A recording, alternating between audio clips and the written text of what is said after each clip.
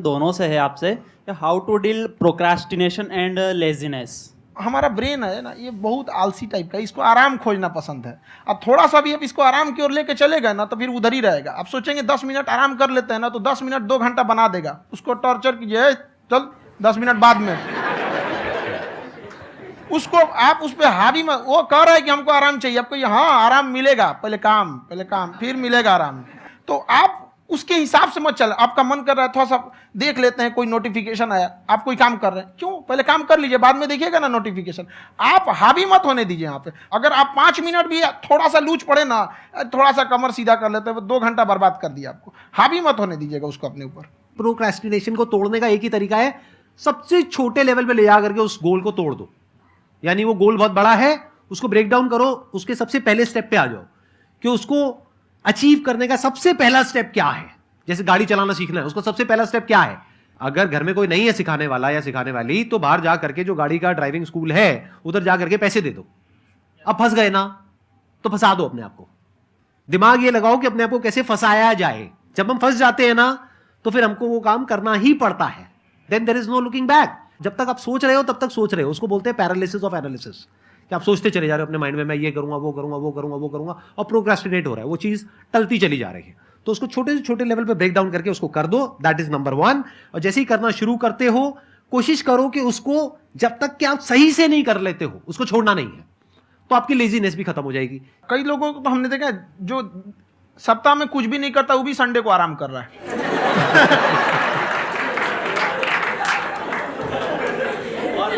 वैसे कहा भी जाता है कि अगर कोई काम आपको करवाना है ना, तो ऐसे किसी इंसान को दो जो बिजी है। हाँ। ऐसे आदमी को मत दो जो खाली है। ये परफेक्ट एग्जाम। किसी को भी आप देखिएगा जिसको आप कहते हैं कि मतलब थोड़ा ठीक ठाक आप समझते हैं कि नहीं ये बहुत आगे निकल, वो एक काम को खत्म करने के बाद कभी आराम नहीं करेगा। एक काम खत्म हुआ उसको लगेगा हाँ एक खत्म हो गया, अब दूसरा करना चाहिए। और वही जिसको देखिएगा एक खत्म हो गया और आराम करना चाहिए, कभी नहीं, लाइफ में आखिरी सांस तक। सर यहाँ पे सब हिंदी में पूछते हैं, इंग्लिश में पूछते हैं, मैं भोजपुरी में पूछूं? जौन भाषा ठीक लगे तोने में पूछ दो। हाँ सर।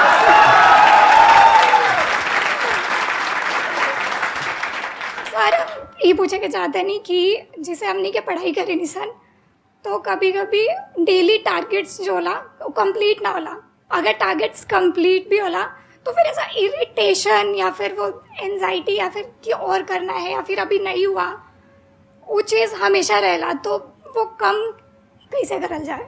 देखिए टारगेट्स को ना हम लोग को एक अपने हिसाब से पहले फिट करना चाहिए। ऐसा नहीं कि दूसरे किसी इंसान को देख के हम टारगेट फिट कर ले। कोई लड़का 8 घंटा पढ़ रहा है, कोई पहली बार अभी पढ़ना ही चालू किया, उसको देख के 8 घंटा पढ़ेगा तो पढ़ाई छोड़ देगा। तो आप अपनी क्षमता के हिसाब से देखिए कि आप कितना पढ़ सकते हैं। अगर आपने एक घंटे को बना लिया कि हम 1 घंटा पढ़ सकते हैं, अगले 1 हफ्ते तक उसको सस्टेन रखिए। जिम में कैसे करते हैं लोग, पहले दिन उठा लीजिएगा 1 कुंटल तो हार्ट अटैक हो जाएगा। तो वो धीरे धीरे टारगेट सेट कीजिए और अपनी क्षमता को भी देखिए। हर इंसान की क्षमता अलग है। कंगारू को देख के हाथी छलांग मारेगा, पैर तोड़ के बैठ जाएगा।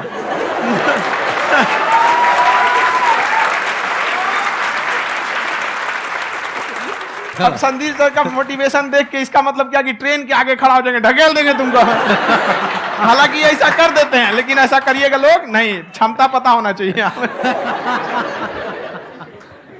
आपके अंदर एंजाइटी हो रही है कि मैंने कर तो लिया है। आप ये नहीं कह रहे कि मैंने कुछ भी नहीं किया है फिर मेरे को एंजाइटी हो रही है। आप ये कह रहे हो मैंने काफी कुछ कर लिया है फिर भी एंजाइटी हो रही है कि कहीं कुछ छूट तो नहीं गया है।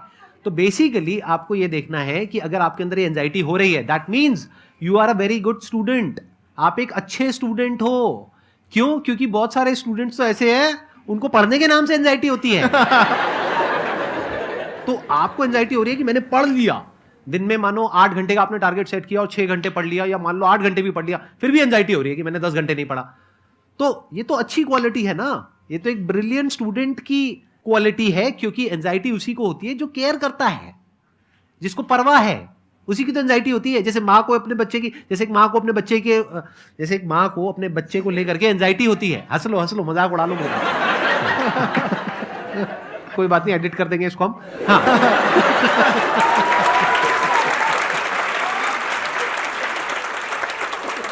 जैसे एक माँ है, उसको अपने बच्चे को लेकर के एंजाइटी होती है, थोड़ी सी भी तबीयत खराब हो जाए उसको एंजाइटी होती है, चाहे बच्चा ठीक भी है, डॉक्टर को नहीं होती है। क्यों? क्योंकि माँ को उस बच्चे से प्यार है। तो दैट मीन्स कि आप अपनी पढ़ाई को लेकर के सीरियस हो, इस वजह से आपके अंदर एंजाइटी हो रही है, विच इज नॉर्मल।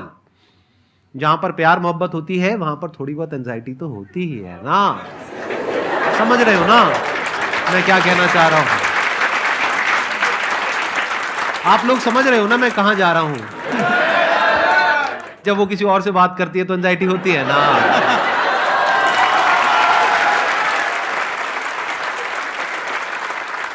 सर आपकी स्टोरी हमने सुनी थी, तो एक टाइम आया था जब आप गंगा किनारे जाके बैठ गए थे।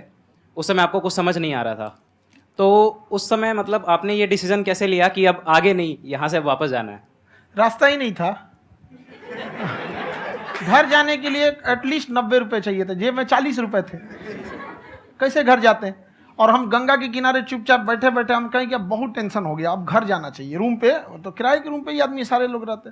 गए वहाँ पे तो रूम लॉक हो गया था। तुम खटखटाए तो ऊपर से गुस्सा से बोले जो ऑनर थे, क्या टाइम हो गया है? तुम कहे 9-10 बज रहा होगा। घड़ी देखिए तो 2 बज रहा था रात का, 2-2:30 बज गया था। वहाँ टेंशन में आप तो होता है, कई बार ऐसा समय आएगा कि लगेगा जैसे अब कुछ नहीं हो सकता है। तो इससे घबराना नहीं है। कभी कभी गुच्छे की आखिरी चाबी भी ताला खोल देती है। जो बातें आपने बताई कि घर में प्रॉब्लम्स ये तो बहुत लोगों ने फेस करी वहां पर। आप अकेले नहीं है, बहुत लोगों ने ये प्रॉब्लम्स फेस करी, बहुत तरह की प्रॉब्लम्स देखी, बहुत तरह की स्ट्रगल्स देखी, लेकिन वो सब इतने कामयाब नहीं हो पाए जितने कि आप हुए। तो आपके अंदर ऐसा कुछ ना कुछ है जो औरों के अंदर नहीं है। तो वो मैं जानना चाह रहा हूं कि वो ऐसा क्या था जहां से कि आपका दिमाग यहां तक सोच पा रहा है कि मैं पूरे इंडिया में इतने बड़े लेवल का चेंज लेकर के आ सकता हूं, एजुकेशन फील्ड में रेवोल्यूशन लेकर के आ सकता हूं। ये सोचना ही बहुत लोगों के बस का नहीं है। मेरी एक खुद की थिंकिंग, अगर हमको कोई 100 रुपए किसी काम के लिए दिया, हम सबसे यही कहते हैं, तो हम कोशिश करते हैं उसे 200 का रिटर्न दे। अगर कोई हमसे 200 रुपया फीस दे रहा है, 250 दे रहा है, तो हम उसको ये कोशिश करते हैं कि तुम्हें ऐसा लगे कि नहीं भैया हमने 10-20 हज़ार का पढ़ लिया यहाँ पर। वो ईमानदारी से कभी कमी नहीं। और हमेशा अगर हम प्रॉमिस एक्स का करते हैं तो डिलीवर 4x करना चाहते हैं। ध्यान से सुनना और ध्यान से समझना इस फर्क को। अगर आप समझ पाए तो बहुत आगे जाओगे लाइफ में। एक वो होते हैं जो ये सोचते हैं कि हमें सब कुछ मिल जाए, हमें कुछ भी करना ना पड़े। दूसरी कैटेगरी होती है लोगों की जिनको जितना मिलता है उसमें भी चोरी चकारी करते हैं या कोशिश करते हैं कि उससे कम दे सामने वाले को जितना कि हमें मिल रहा है। तीसरी कैटेगरी होती है लोगों की जो इनके जैसे लोग होते हैं। वो क्या करते हैं? वो ये सोचते हैं कि अगर मैंने किसी से 1 रुपए भी लिया, देखा जाए तो 200-250 रुपए कुछ भी नहीं होता है, 200-250 रुपए अगर मैंने लिया तो कैसे उसको 400 रुपए की वैल्यू दूं। ये जो थिंकिंग है ना, यही एक फर्क होता है एक ऐसे इंसान में जो बहुत आगे निकल जाता है और उस इंसान में जो मीडियोकर रह जाता है। आप अपने आप को अपने आप के ऊपर समय दीजिए, उसको डेवलप कीजिए। जब आप अपने आप के ऊपर खर्च करते हैं तो आने वाले समय में लोग गूगल पे आपको सर्च करते हैं। क्या बात है सर, ये आपने अभी बनाया है या ये कोई पुराना आपका वो है? बनते रहता है इसे, फ्लो में बन जाता है। आपके अंदर ना सर एक कवि छुपा हुआ है कहीं ना कहीं जो बाहर आना चाहता है। कभी ना कभी आपने सोचा होगा कुछ। हाँ, कभी कभी देखिए, एक चीज है, संगत का बहुत अच्छा असर पड़ता है। ये चीज को हमेशा, संगति का मतलब लोग हल्के में ले लेते हैं। संगति का मतलब होता है संग संग गति। तो अच्छे लोग के साथ रहेंगे तो संग संग अच्छी गति होती जाएगी, खराब में रहेंगे तो ये भी होता है। बट अपने आप को थोड़ा सोचना चाहिए कि हम केवल जी के मर जाएं इसके लिए नहीं आए हैं। लोग कहते हैं कि सर नाम क्यों नहीं बताते अपना। हमारी एक ही सोच है कि जाने के बाद इस दुनिया से हमको मतलब एक चीज देना चाहते हैं स्टूडेंट्स को कि वो याद करें कि इस पैसे की भाग दौड़ की दुनिया में हर कोई दोनों हाथ से लूटने में लगा है, खाली हाथ जाने के लिए ये सबको लगा है। तो हर कोई को ये सोचना चाहिए कि था कोई इंसान जो इतने कम फीस में इतनी शिक्षा जो महंगी थी, जो कमाने का रास्ता था, उसको भी एकदम कंपटीशन इतना कर दिया कि अब लोगों को अपनी फीस बढ़ाने में डर लगता है कि अरे यार, लड़का कमेंट करता है कि खान सर इतना ले रहे हैं आप, बहुत बड़ा टीचर हो गए।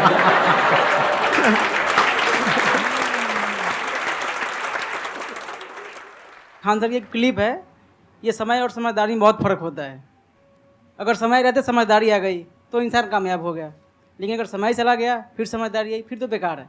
तो सर मतलब कुछ आपको ऐसी चीज़ लाना चाहिए जो मतलब बच्चों जो तैयार हो रहे हैं उनको ये चीज़ें मतलब इन टाइम पे दिखे।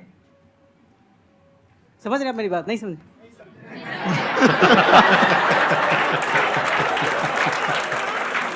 यही होता है सर का मोटिवेशन ज्यादा हो जाता है।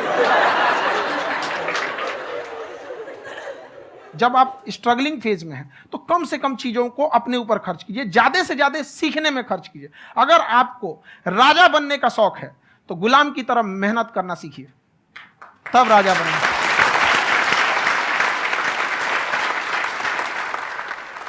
ये दुख, ये दर्द, ये सब तेरे अंदर है। तू अपने बनाए इस पिंजड़े से बाहर निकल के देख, तू अपने आप में एक सिकंदर है।